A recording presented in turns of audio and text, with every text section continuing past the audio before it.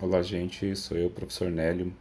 Estou gravando esse vídeo aqui para dar continuidade àquele nosso estudo, aqueles nossos estudos de campo magnético, né, ímãs, na verdade, e já iniciar a parte de eletromagnetismo. Vamos dar uma olhada lá nos slides. Então, gente, na aula passada a gente chegou a ver até a bússola, né? Expliquei um pouquinho do funcionamento da bússola, lembra? A bússola, tem um dos polos dela atraído pelo polo sul magnético da Terra, que fica no norte geográfico, e assim ela está indicando sempre o norte. Isso ocorre porque o nosso planeta é um ímã gigantesco, devido ao núcleo dele ser formado por ferro. O movimento desse núcleo no interior do nosso planeta cria, através do atrito e das altas pressões, correntes elétricas. Essas correntes elétricas, elas são as fontes geradoras do campo magnético. Então, cargas em movimento geram campos magnéticos e faz com que toda essa bola de ferro que tem lá no núcleo do nosso planeta vire um imenso ímã. Esse ímã não é um ímã tão forte, mas ele é um ímã que abrange todo o nosso planeta. E se você tiver um outro ímã que tenha pouco atrito, como aquele exemplo que eu fiz, lembra que eu coloquei um fio de cabelo ali e pendurei as bolinhas de ímã, ele formou um pêndulo e esse pêndulo se orientou na direção do campo magnético da Terra, indicando o norte geográfico da Terra, que é, na verdade, o sul magnético. Vejam que é o oposto. O norte geográfico é o sul magnético. Deixa eu mostrar uma figurinha aqui para vocês. Vejam só então, só para vocês se situarem, nós estamos lá na página 138 do nosso livro, Início do Magnetismo, um estudo dos ímãs. Esse é o desenho formado de um campo magnético. Aqui, para que esse desenho se forme, ele jogou um pó de ferro. Se a gente jogar esse pó de ferro, é bem fácil de fazer isso. Geralmente, quando está em sala de aula, eu faço isso. A gente pega bombril, queima o bombril, depois vira um pozinho. E aí essa limalha de ferro, ela se orienta de acordo com o campo magnético do ímã, porque as limalhas ficam exatamente na posição do campo. Desenha-se o campo. Posso até fazer isso para a próxima aula, para vocês preparar esse experimentozinho. Mas eu estava falando do campo magnético da Terra. Então, o nosso planeta ele é um ímã gigantesco. Ele tem o sentido de rotação, né?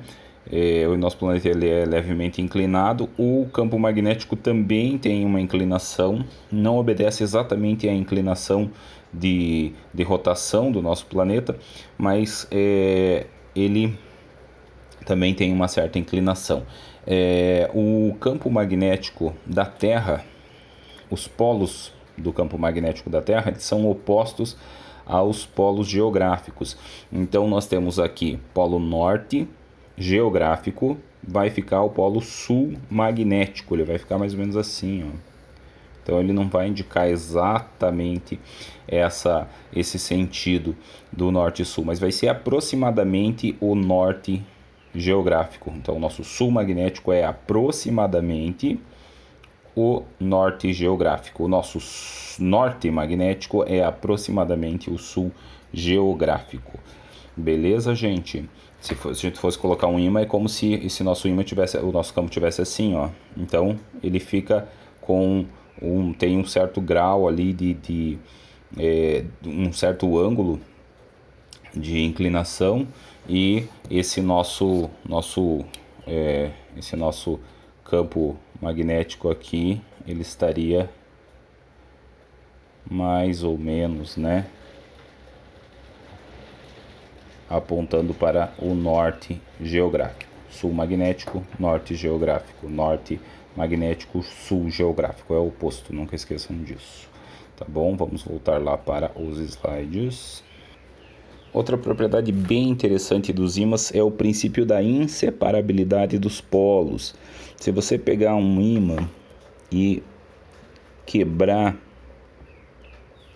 esse ímã ao meio, ele vai formar dois novos ímãs. Então, se antes eu tinha aqui um polo norte e um polo sul, Se eu quebrar esse ímã exatamente ao meio, eu vou ter dois novos ímãs com polo norte e polo sul. Eu não consigo separar esses polos. Se eu quebrar ele de novo, vou ter dois novos ímãs, polo norte, polo sul, polo norte, polo sul, e assim por diante. Ah, professor, mas nunca vai ser possível. Você pode chegar até um nível atômico. Quando você quebrar esse ímã e sobrar apenas um átomo, ainda assim vai haver um polo sul e um polo norte. Por que que isso acontece? Porque esse polo sul e esse polo norte, eles estão atrelados a uma coisa chamada spin do elétron, que é o sentido de giro do elétron. O elétron no átomo ele tem um sentido de movimento. Esse sentido de movimento é o que determina o polo norte e o polo sul. Se você quebrar isso aí você não tem mais ímã, né? Acaba desmagnetizando.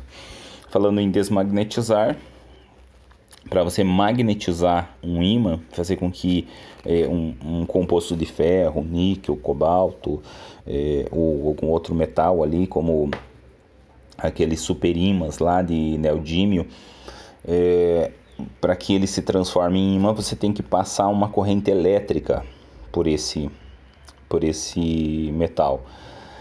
E para você desmagnetizar, você tem que aquecer esse ímã. Então, a magnetização tem a ver com passagem de corrente elétrica e a desmagnetização tem a ver com o aquecimento desse ímã. Vou falar daqui a pouquinho para vocês sobre isso. Então, aqui ele diz que o campo magnético é uma região no espaço onde você pode perceber esse magnetismo, né? E a origem desse magnetismo é a corrente elétrica que está passando próximo desse material. Não são todos os materiais que tornam-se ímãs, tá? Aqui os slides já entram campo magnético, né? Campo magnético uniforme, e daí aqui em experiência de Ørsted ele já entra no eletromagnetismo, que eu vou falar para vocês na próxima aula. Só um pouquinho que a gente vai continuar pelo livro agora, que os slides estão um pouquinho apressados aqui. Preciso falar mais algumas coisinhas ainda. Então olha só, como a gente faz para transformar um material de ferro, níquel ou cobalto em ímã? É o chamado processo de imantação. Imantar quer dizer fazer com que o corpo vire um ímã, tem as propriedades magnéticas.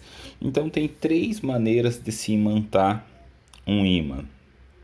Uma delas é a chamada imantação magnética, é você pegar um corpo que não tenha campo magnético e aproximar ele de um corpo magnetizado. Se você deixar ele em contato, ou se você simplesmente esfregar esse ímã,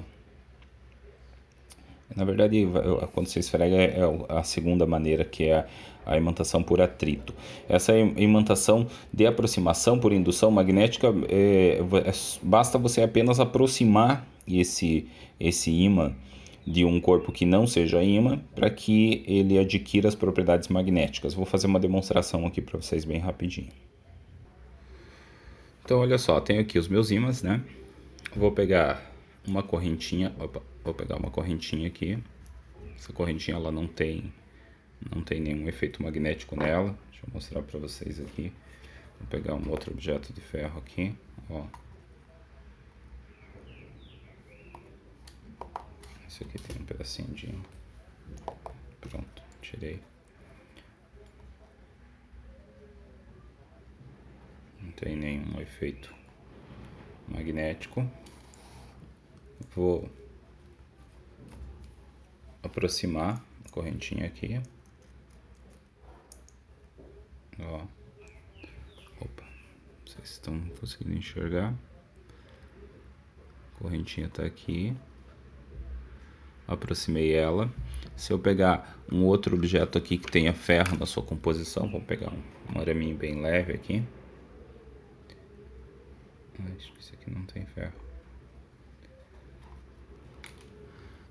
pegar um outro objeto aqui.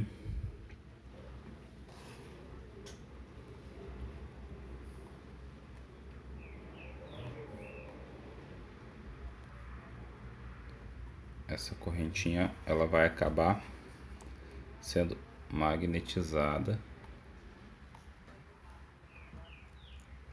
Vou colocar ao contrário. A gente consegue perceber que ela tá... Não dá pra ver nada aqui.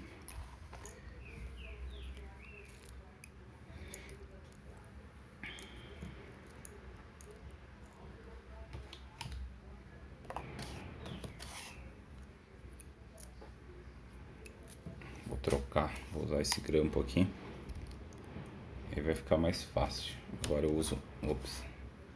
Então, olha só, tô com um grampo preso no ímã. Esse grampo não tá magnetizado. E o campo magnético dos ímãs, ele atravessa o grampo. E o grampo quase consegue pegar a correntinha. Se eu tirar o ímã daqui, o que acontece? Ó, o grampo ele já ficou magnetizado, mas a magnetização dele é bem pequena.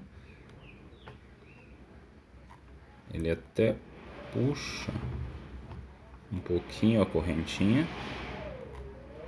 mas a magnetização dele é bem pequena. Isso é chamado magnetização por indução. Quando eu coloco próximo de um corpo neutro, né, o grampo estava neutro, coloco um ímã próximo dele. Se eu aquecer esse grampo aqui, eu posso aquecer ele esfregando ele na minha mão, ele acaba perdendo as propriedades magnéticas. Perdeu as propriedades magnéticas. A segunda forma de magnetização é chamada magnetização por atrito. Daí para isso eu vou utilizar uma agulha, que eu acho que é mais fácil. Ó, tem uma agulha aqui, essa agulha não está magnetizada, né? Podem ver, ó. E aí eu vou pegar e vou esfregar esse ímã nessa agulha várias vezes. Isso é magnetização por atrito. Então, estou esfregando o ímã na agulha várias vezes. Essa agulha ela vai ficar imantada. Ela vai ficar... Funciona melhor com agulha porque os polos, o campo magnético ele se concentra mais nos pontos. Então, se eu tenho uma agulha pontuda, um objeto pontudo, eu vou ter uma maior concentração de campo magnético